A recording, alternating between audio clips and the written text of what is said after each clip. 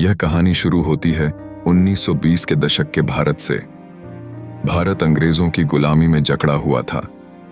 हर तरफ अत्याचार, शोषण और अन्याय था। इसी माहौल में भगत सिंह का जन्म हुआ 28 सितंबर 1907 को पंजाब के बंगा गांव में। उनका परिवार पहले से ही देशभक्त था। भगत सिंह के चाचा और पिता भी स्वतंत्रता संग्राम में जेल जा चुके थे। बचपन से ही उनके मन में आजादी की ज्वाला धधक रही थी। जब जलियांवाला बाग हत्याकांड हुआ तो उस समय भगत सिंह की उम्र केवल 12 साल थी, लेकिन इस घटना ने उनके दिल पर गहरी छाप छोड़ी। वह वहां की मिट्टी उठाकर अपने पास ले आए और कसम खाई कि जब तक देश आजाद नहीं होगा चैन से नहीं बैठेंगे।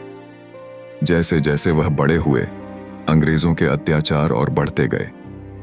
देश में असहयोग आंदोलन चल रहा था, लेकिन भगत सिंह को लगा कि केवल शांतिपूर्ण आंदोलन से अंग्रेज भारत छोड़कर नहीं जाएंगे। उन्होंने क्रांतिकारी दल Hindustan socialist Republican association HSRA से जुड़कर अंग्रेजों के खिलाफ हथियार उठाने का संकल्प लिया। भगत सिंह के साथी बने शिवराम राजगुरु और सुखदेव थापर। राजगुरु महाराष्ट्र के रहने वाले थे, बहुत कुशल निशानेबाज और निडर।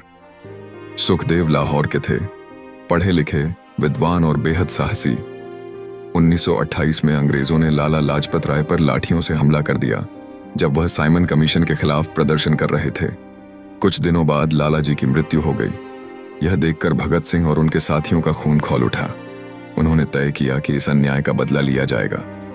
भगत सिंह, राजगुरु और चंद्रशेखर आजाद ने मिलकर सैंडर्स की हत्या की योजना बनाई, क्योंकि वही अंग्रेज अधिकारी लाला जी पर लाठियां बरसाने में शामिल था। 17 दिसंबर 1928 को लाहौर में सैंडर्स को गोली मारकर भगत सिंह और राजगुरु वहां से निकल गए। इसके बाद भगत सिंह ने देशवासियों को जगाने के लिए एक और साहसिक कदम उठाया। उन्होंने और बटुकेश्वर दत्त ने मिलकर दिल्ली की असेंबली में बम फेंका। लेकिन यह बम किसी को मारने के लिए नहीं, बल्कि अंग्रेजों को यह बताने के लिए था कि अब भारत चुप नहीं बैठेगा। बम फेंकने के बाद भी वे भागे नहीं, बल्कि खुद को गिरफ्तार करवा दिया। भगत सिंह, राजगुरु और सुखदेव पर मुकदमा चला। अंग्रेजों ने उन्हें फांसी की सजा सुनाई।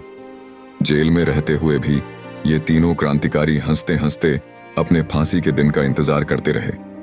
वे किताबें पढ़ते, गीत गाते और साथियों को प्रेरित करते।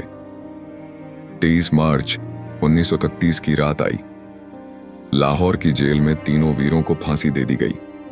जब उन्हें फांसी के तख्ते की ओर ले जाया जा रहा था, तब वे गा रहे थे, सरफरोशी की तमन्ना अब हमारे दिल में है, देखना है जोर कितना बाजुए कातिल में है।